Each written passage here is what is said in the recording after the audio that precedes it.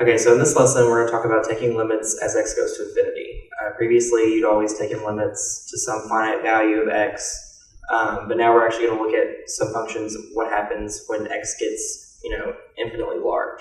And the first thing you need to know when dealing with limits at infinity is that if you have the function y equals 1 over x, which, kind of looks like this, it has this weird shape like this, then the limit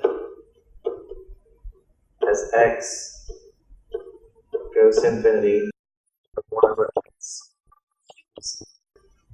And the way that we can kind of test that to see why that's the case is if you plug in larger and larger values for x, you can see what happens to the function. So what if we say, if we have 1 over 10, we know that's 0.1.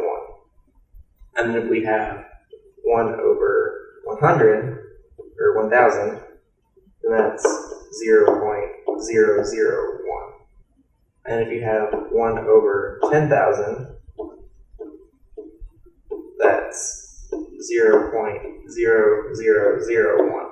So as you can see, as this number gets larger and larger, your actual number is going to get smaller and smaller and closer to 0. So if this becomes, 1 million or 1 billion, you're going to have, a bunch more zeros, and it's going to be closer to 1. From this fact, we can sort of extrapolate a little bit and say that the limit as x goes to infinity of 1 over x to the n power, where n is any number that's greater than 0,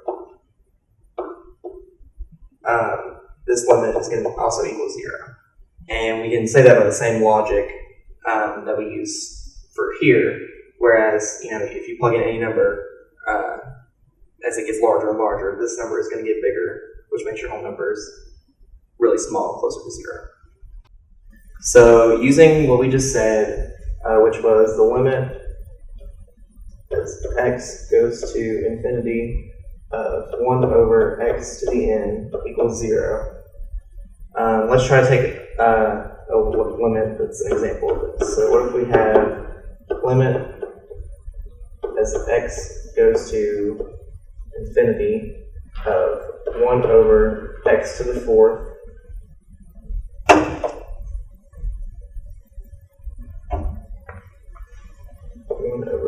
x to the 4th plus x squared. So if we just look at this, and we use the logic that we used before, and you try to plug in larger numbers into here, x to the 4th obviously is going to go to infinity, and x squared is going to go to infinity, which means your whole denominator down here is going to be some really big number as you go to infinity. And as we said before, 1 over some really big number is just going to be 0. So now we're going to look at a situation where we might have algebraic expressions in the numerator and denominator. So what if we have the limit as x goes to infinity of x over x squared plus 1?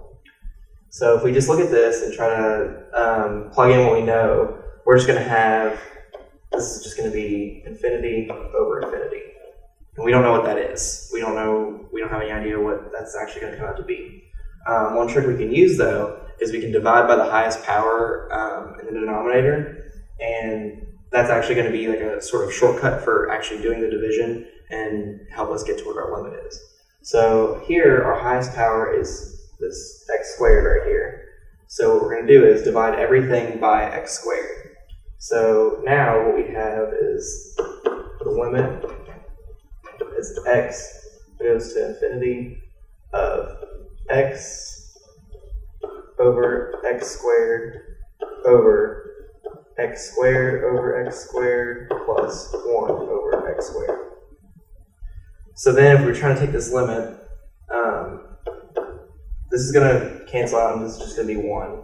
And this limit's going to go to 0, we know, because like we said before, we need to have 1 over x to any power, the limit is 0. So what you have is the limit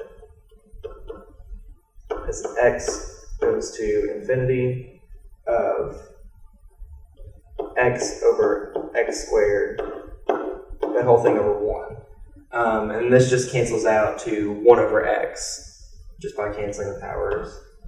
So you're left with the limit as x goes to infinity of 1 over x, which, as we said before, was just 0. So now we're going to look at a couple more examples of using that trick where you divide by the highest power. So another one, what if you had the limit as x goes to infinity of 2x cubed over 3x cubed plus x plus 2. So again, like before, if you try to just plug in, you're going to get infinity over infinity, and we don't know what that is. So what we're going to do again is try to divide by the highest power in the denominator. And here we have x cubed, so if we divide everything by x cubed, we get the limit as x goes to infinity of 2x cubed over x cubed over 3x cubed over x cubed plus x over x cubed plus 2 over x cubed. So just kind of simplifying some things, this is going to cancel out to 2 on top, you start your limit, 3 on the bottom, plus x over x cubed is 1 over x squared, and 2 over x cubed is just 2 over x cubed. So then you have that, and you start trying to take the limits like we did before. This 1 over x squared is going to go to 0, and then this 2 over x cubed is going to go to 0. So what you're left with is limit as x goes to infinity of 2 over 3. Now you have no x's, so it's just 2/3.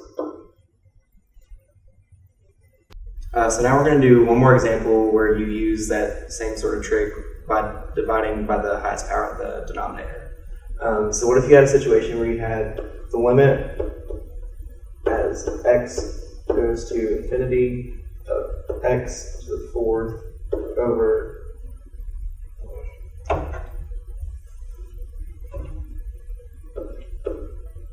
x to the 4th over x squared plus 2. So now we can see that our actual highest powers are our numerator, so we're going to see what happens when you try to take the limit of infinity of that. So what we're going to do is we're going to divide by our highest power in our denominator again, which is, in this case, x squared.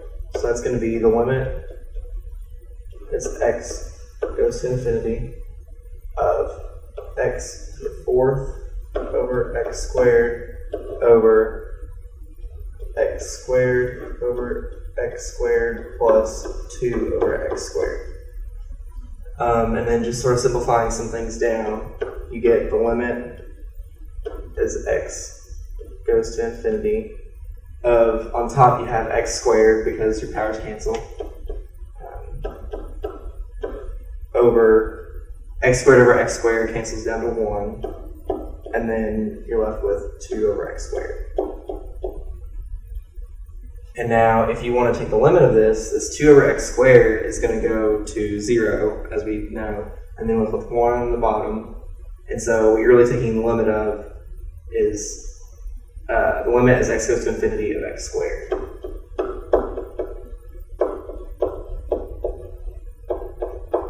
And we know that's just going to be infinity.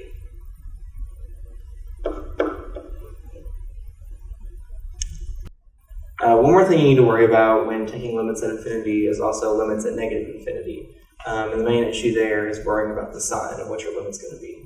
So let's just do an example. If you were to take the limit as x goes to negative infinity of x squared, we know if we just sort of ignore the negative and plug in, infinity to x squared, you're going to get infinity. But then let's actually think about what the squared does to your sign. When you plug in any negative number into an even power, you get a positive number. Anything squared is going to be a positive number.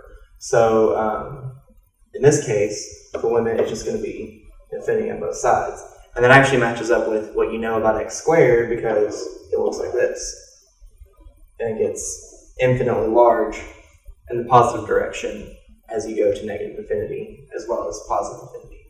But then if you look at another function, like if you try to take the limit as x goes to negative infinity of x cubed, then you have a different situation. You don't have an even power here.